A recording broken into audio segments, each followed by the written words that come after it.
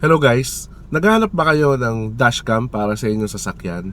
Tamang-tama kasi may bagong release na dashcam ang 70 mi. Itong 70 mi A410. Kamusta kaya yung dashcam na to? Mare-recommend ko ba ito sa inyo? At ano ba yung mga features ng dashcam na to? Yan yung pag-uusapan natin sa video na to. So ready na ba kayo? Tara, let's roll! Car Talks PH, the drive of the mind. Learn as you roll, leave no one behind. Car Talks PH, your partner in the trip. Every story, every ride comes with a legit tip. So unahin muna natin itong 70 mi A410. So pag binuksan mo siya, bubungad sa'yo yung kanyang documentation na never naman natin binabasa. Ito. At maganda sa kanya, meron na siyang kasamang 2 pairs ng electrostatic film. So kapag nagkamali kayo sa unang installation, makaka-assure kayo na meron pa. Pati meron din siyang extra adhesive guys. At bubungad sa'yo yung pinaka-dashcam natin. Ito yung pinaka-camera natin na may wrap pa ng plastic, no? So tabi muna natin siya dito. Tingnan pa natin laman ng box. Meron siyang pull tab dito. Makikita nyo. Pwede nyo yung alisin para makita nyo yung pinakalaman. So ito yung kanyang mounting bracket. Ito yung connector para sa ating rear camera. Ito yung kanyang 12 volts na Type-C power cable. Ito yung ating rear camera. May prying tool. At nandito yung 12 volt socket natin na may isang USB port. So yun lahat yung laman ng ating box. So pag-usapan naman natin yung specifications itong 70 mi A410. Unang-una, yung kanyang main camera ito, binoboast nito ang 2.5K 1440p maximum resolution. O di ba? Pang mid-range na talaga na dashcam yung kanyang resolution. Di lamang yan, meron din itong f1.55 na aperture. So makakaasa ka talaga na malinaw at maliwanag yung mga footages nito kahit hanggang gabi. Kasi meron din siyang tinatawag ng 70 mi na Super Night Vision algorithm. So expect talaga natin na kapag maganda yung lighting condition or kahit madilim, kuhang-kuha nito yung mga footages or mga details na masasakyan or mga bagay na nasa harapan ninyo habang nagda-drive kayo. At hindi lamang yan, dahil nga dual channel ito, meron siyang kasamang rear camera na maximum resolution naman ay 1080p. At ito pa nagustuhan ko dito guys, meron siyang built-in GPS capability. Ibig sabihin, nakakapag-log siya ng GPS data, which is not common yun guys ha. Not common yun sa mga ganitong klase ng dashcam or sa ganitong price range, hindi ba? Maximum support niya na microSD is up to 256 gigs. Supported din ito ang 24-hour parking surveillance na may time-lapse mode din through the help of 70 mi hardwire kit na dalawang klase, fuse type at saka OBD type. So isipin nyo yun, para sa ganitong price range, mid-range na dashcam, meron kayong protection 24/7.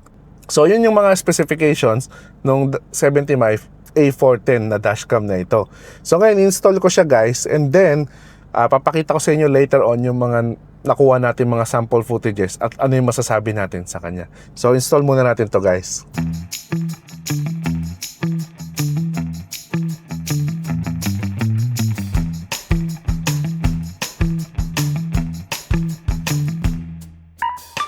So bago ko install yung hardware kit guys, pakita ko muna sa inyo yung configuration natin sa kanya. So tayo ay naka 12.5 volts at 24-hour parking surveillance. So makikita nyo nakababa lahat siya. So ito siya. Yan, nakababa lahat except yung sa dulo yung number 5. Yan yung 24-hour parking surveillance. So susundin nyo lang mabuti yung combination up and down ng mga yan. Madali lang naman.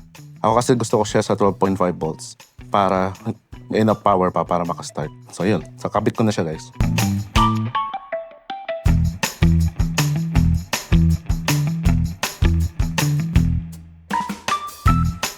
Okay, so after natin ma-install yung 70 mi dashcam na A410, i-add natin siya dito sa app. So make sure nyo lang guys na naka-install na yung camera, naka-power on at naka-yes na lahat. So i-add natin siya dito. So pwede nyo siyang manually add via Bluetooth. I mean, pwede siyang automatic ma-detect via Bluetooth, pero pwede nyo rin siyang i-manually add dito. So hanapin nyo lang siya dito sa screen. So ito siya, A410, and then connect to dashcam hotspot, and then okay nyo. So kapag connected na kayo sa Wi-Fi nung dashcam, ang mangyayari dyan, back nyo lang, then automatic siya. So gagawin nyo, i-confirm nyo doon sa device. So confirm muna natin. So kapag meron na siyang confirmation mula sa device, yan na yung pinaka-view ng ating app. So, ma-explore nyo siya. Unang-una, makikita nyo, pwede nyo i-check yung rear camera nyo. Yan. Then, back nyo. Okay. So, after ng ilang araw na pagkuha ko ng mga sample footages using 70mm A410, gusto ko ipakita sa inyo yung mga nakuha kong sample footages and then, discuss natin yan in a bit. So, panoorin nyo muna yung mga sample footages natin.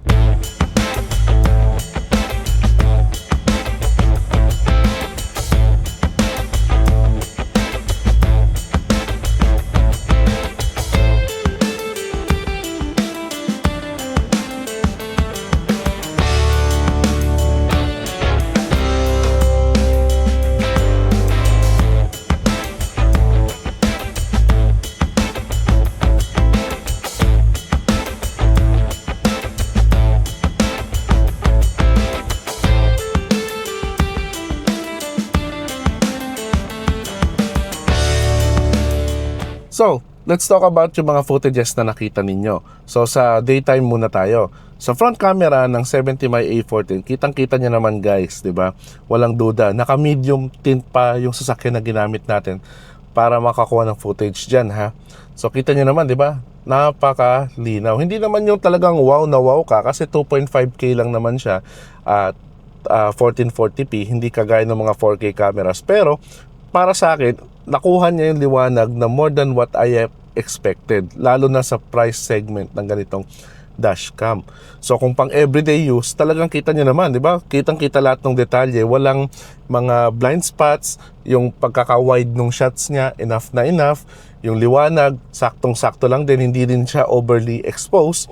Enough din yung mga nakikita niyong information, like yung plate number, at pati yung mga make and model ng mga sasakyan na nasa harapan ninyo. Kaya talagang very satisfying, di ba?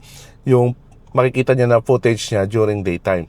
Sa rear camera, mapapansin nyo, dahil yung kanyang rear camera 1080p at syempre given na rin sa price range nitong dashcam na to, hindi na tayo sobra-sobra mag-expect. Parang ka-level lang nga din siya ng ibang mga higher end na dashcam eh. So enough, kapag ka maganda yung lighting, goods. Kapag ka madilim, medyo nag-i-struggle siya. So yun yung mapapansin ko sa rear camera niya. Kanya typical naman yan na expectation sa mga rear camera at ganitong price range. So let's move on naman sa mga night footages niya. So nakita niyo naman kanina, 'di ba, kahit medyo madilim, malinaw pa rin niya nakaka-capture yung mga important details. Regardless kung medyo malinaw yung headlight mo or medyo hindi. Para sa akin, satisfied pa rin ako kasi nakukuha niya yung mga important detalye. Lalo na kapag medyo maganda yung lighting condition sa paligid nung dinadrive ninyong lugar. Talagang kukuha niya yung mga information na yun. Kasi tama naman, kasi f1.55 yung aperture nito, no? Kaya at may super night vision, kaya kitang-kita natin nagre-reflect sa mga night footages na nakita ninyo. Syempre, kapag ka sobrang dark ng environment, like wala kayong headlight or konti lang yung mga street lights or none at all, depende na lang talaga yan sa ilaw ng sasakyan. At para sa akin, sa price range ng camera na to, more than enough na yun yung pinakita natin o nakita natin na night footages sa kanya. Kaya para sa akin, okay yung A14 sa part na yan.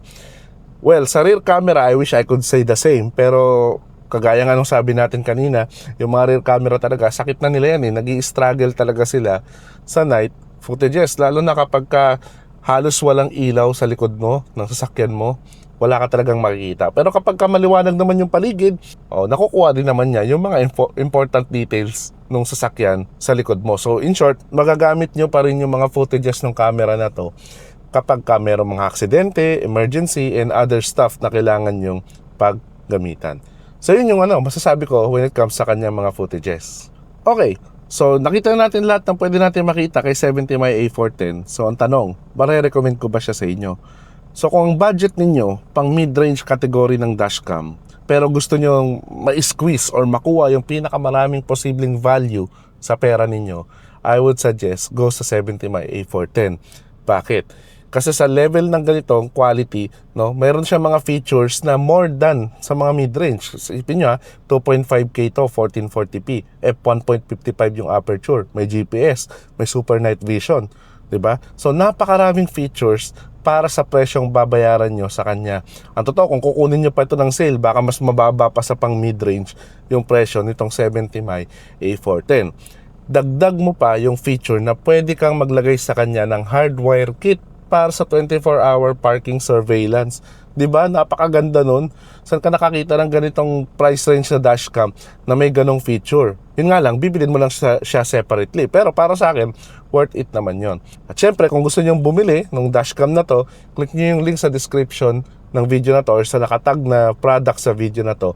At I strongly suggest, no, kung may budget pa kayo na extra, magbili din rin kayo ng hardwire kit nila. Dalawang klase kasi yung hardwire kit nito. May fuse type at saka merong OBD type. So, depende na lang sa sasakyan ninyo. I would strongly recommend na kumuha kayo kasi talagang protection siya. Lalo na kapag nakapark lang yung sasakyan ninyo sa outside or hindi masyadong secured na lugar. So, go for the OBD2 or sa fuse type na hardwire kit. Yeah. So, yun lang guys, yung gusto kong sabihin sa inyo about dito sa 70Mi A410. So, kung nakatulong sa iyo yung video na to sa paghahanap ng dashcam para sa sasakyan mo, click mo na may like button at share mo na rin sa mga friends mo para magkaroon sila ng idea dito sa 70Mi A410. At syempre, kung di ka pa naka-follow or naka-subscribe kay Car Talks PH, click mo na may follow button or subscribe button para updated ka palagi sa mga latest videos natin. So, to your next videos guys, always remember, drive safe and enjoy!